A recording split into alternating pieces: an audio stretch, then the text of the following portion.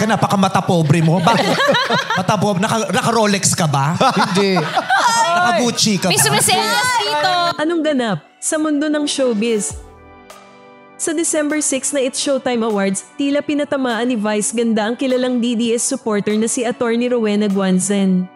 Binanggit ni Vice sa kanyang biro kay Bong Navarro ang linyang, naka-Rolex ka ba? Naka-Gucci ka ba?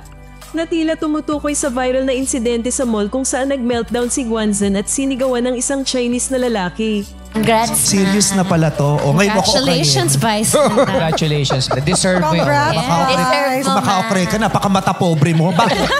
Mata pobre, naka-Rolex ka ba? Hindi. Naka-Gucci ka ba? May sumiselos dito. Kuya, okay. Sorry. Serious na.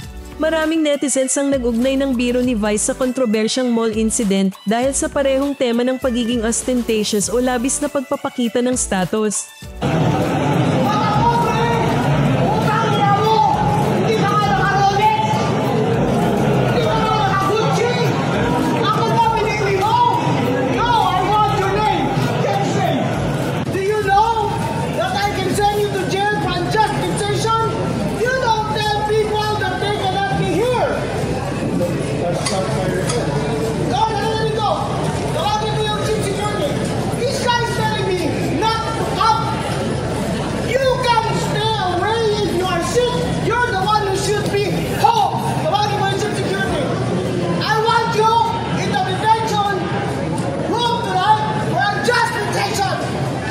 Sa palagay mo ba ay tama o patas ang pagpapatawa ni Vice ganda sa isang sitwasyong naging personal at viral? O labis na ba itong panlalait sa isang individual?